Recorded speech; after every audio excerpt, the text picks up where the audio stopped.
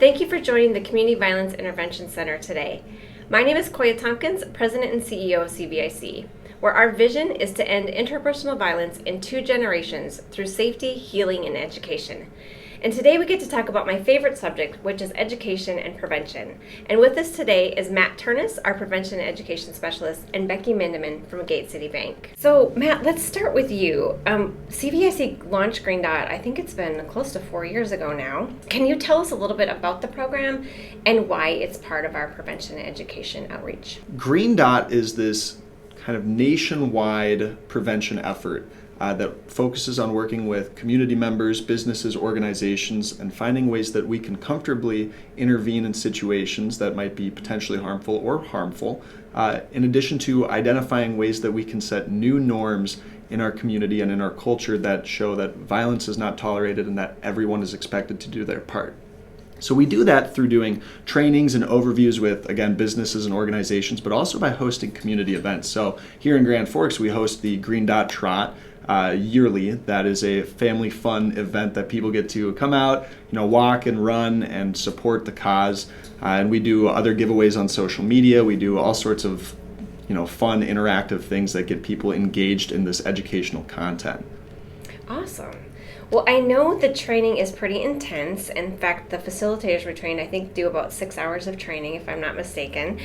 So we don't have 6 hours today on YouTube, but you could share a little bit about the 3Ds, which I just think are I love the simplicity of it. I love that I can remember it when I'm in a tough situation, and a few of our participants have actually talked about how they've used it, and they get really excited when they can actually apply that. So can you tell the listeners kind of a little bit about the 3Ds and what they represent? The 3Ds are kind of our tools to give our trainers and those that they train to comfortably intervene in situations. So they are direct, delegate, and distract. So direct being doing something yourself. So I'll use, since we're here at Gate City as an example, if there were a situation in the lobby, Becky here could walk out and say something, check in with the individual that might be experiencing harm, ask if they're okay, or say something to the person that might be doing the harmful act and saying that that's not okay.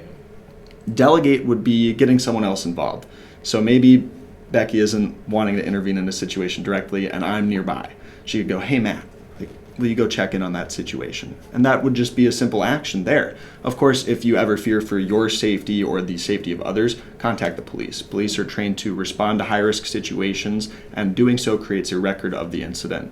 Then the last one is distract, and that's where people get creative in our trainings and overviews, and I've heard all sorts of different things.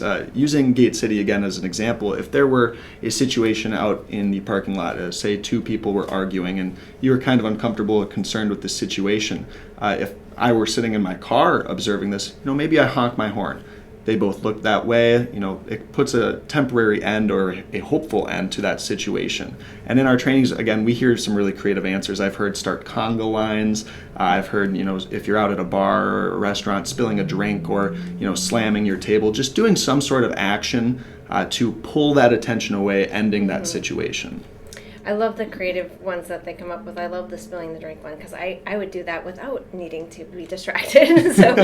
So thank you so much for that. So part of what makes Green Dot so successful is its engagement with our partners, such as Gate City, which we're going to talk about in just a second.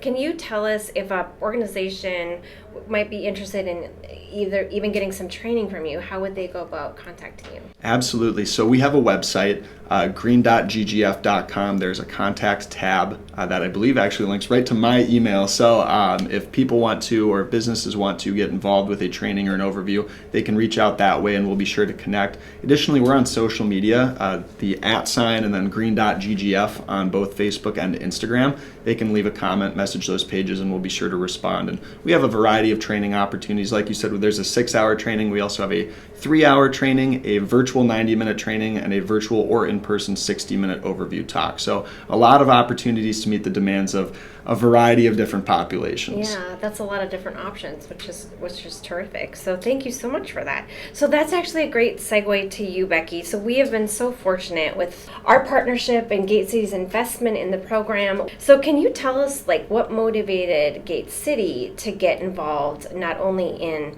helping support the program, but also you've been a part of it yourself? Yeah. So one of the principles of high standards that we have at Gate City Bank is make a difference.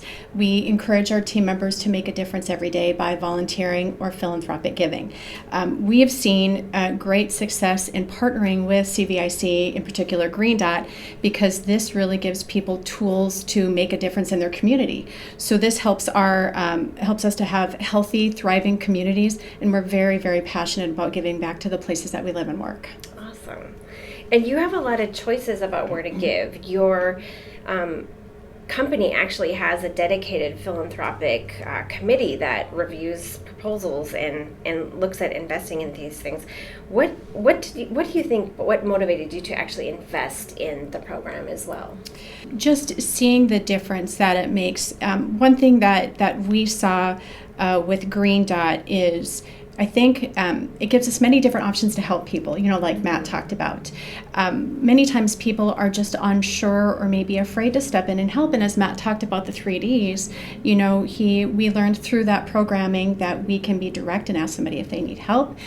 We can distract by maybe, honking the horn that we talked about, or maybe asking somebody if they would take a picture of us, or maybe even asking for directions. And then delegating, asking somebody else to step in and help. So at the core of this program and the different things that we look at, it's very impactful and it gives back, and this definitely will help strengthen our community. Absolutely. That's one of the things we love most about it is the community connection.